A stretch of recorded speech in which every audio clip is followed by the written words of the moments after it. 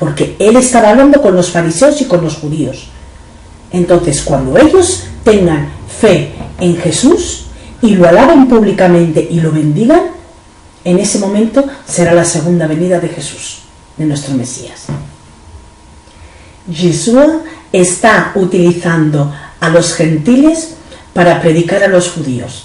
Parece gracioso, ¿verdad? Que precisamente siendo él judío tenga que utilizar a los que creen en él de entre las naciones para que prediquen a su pueblo. Pero todo esto tiene un motivo y vamos a averiguar el por qué los judíos actúan de esta manera. Porque al igual que nosotros nos hemos dado cuenta y hemos creído en Jesús como el Mesías prometido, lo que es el pueblo judío lo niega rotundamente.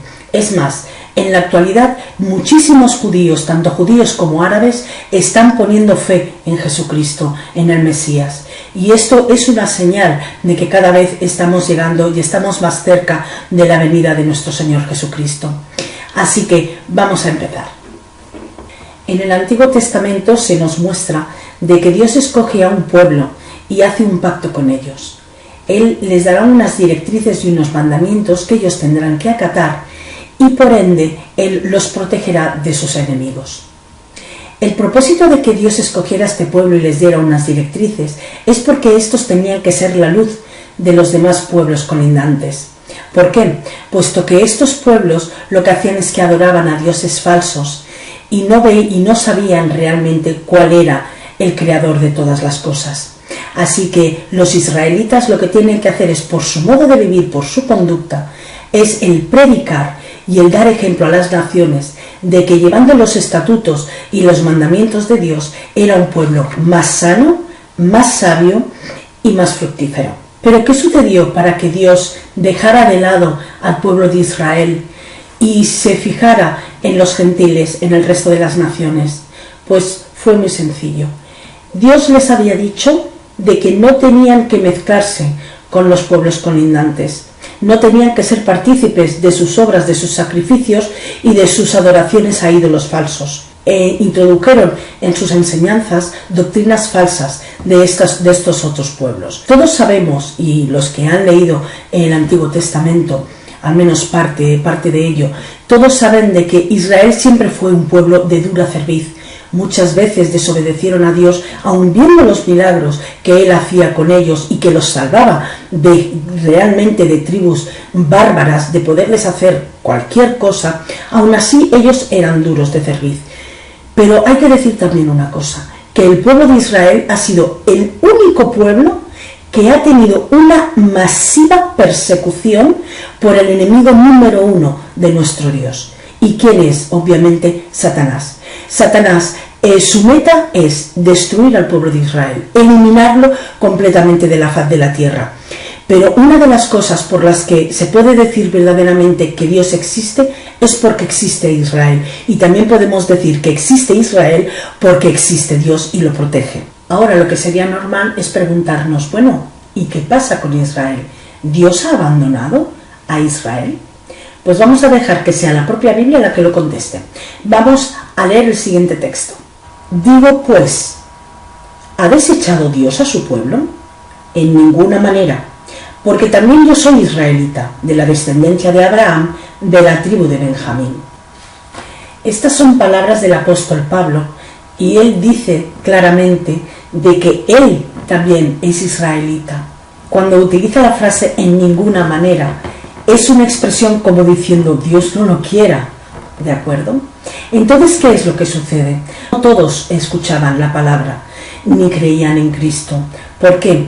Porque de alguna manera lo que estaba haciendo Dios era endurecer la incredulidad a algunos de estos judíos. ¿Para qué? Pues para que lo que eran los gentiles, los que eran de las otras naciones, cogieran fe en Cristo. Una vez haya un buen número de gentiles de todas las naciones que crean en Cristo, en ese momento será cuando Dios pondrá vista a su pueblo. ¿Y cómo sabemos que esto es así?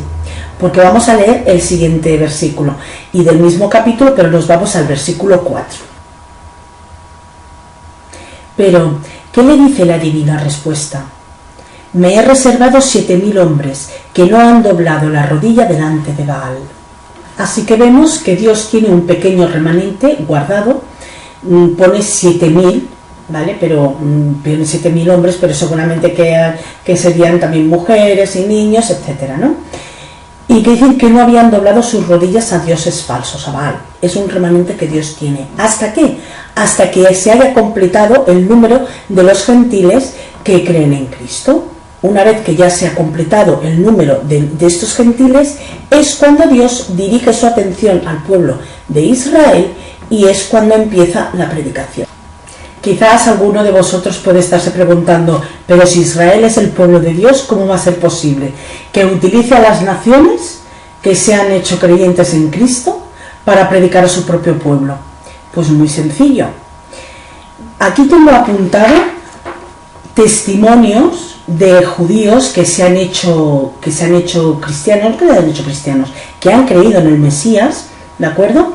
Y fijaros lo que algunos dicen, pensad de que desde Jesucristo, desde hace 2000 años, los rabinos han estado enseñando en las sinagogas a los judíos que el libro del Nuevo Testamento está escrito con un lenguaje hebreo malísimo.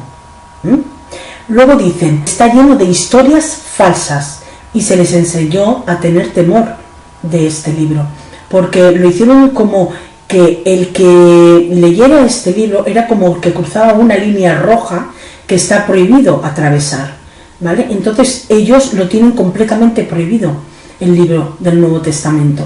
Claro, ¿por qué? Porque es el libro que habla del Mesías.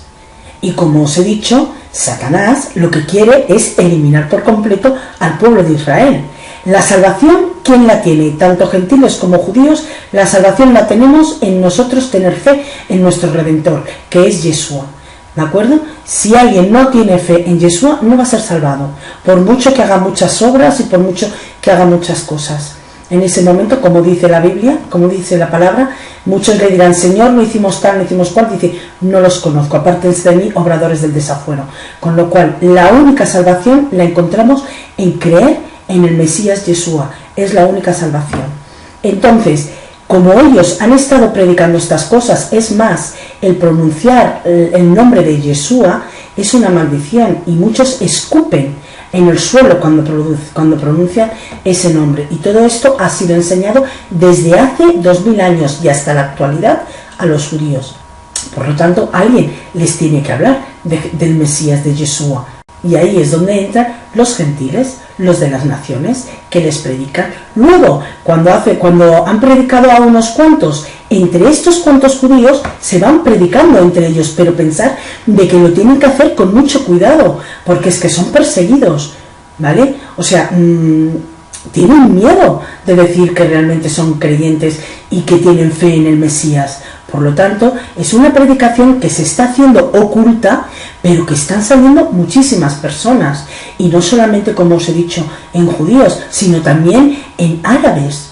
Muchos árabes están cogiendo fe en Jesús, ¿de acuerdo? En Yeshua. Otro chico que es judío dijo, textualmente, lo voy a leer, dice, como judío, tú puedes creer en lo que quieras. Puedes creer en Buda, en Hare Krishnas, en el rabino Nachman, dice, en quien tú creas, dice, pero creer en Yeshua es como, lo que os he dicho, es como cruzar una línea roja que no se puede atravesar. Cuando Yeshua es rechazado por los fariseos y por los israelitas, por los judíos, él les dice unas palabras que son las que encontramos en Mateo 23.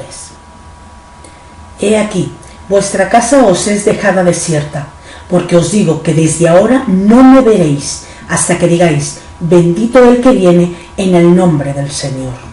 Aquí Yeshua les dice de que se retira de delante de ellos, de los fariseos y del resto de los judíos, y les profetiza una cosa, que no lo volverán a ver hasta que digan, bendito sea el que viene en el nombre del Señor. Así que en el momento que los judíos públicamente alaben al Mesías y digan, bendito sea el que viene en el nombre del Señor, ahí será cuando volverá Jesucristo. Vendrá nuestro Mesías. Y obviamente cumpliéndose con otras profecías que se tienen que cumplir. Espero que te haya gustado y hasta la próxima.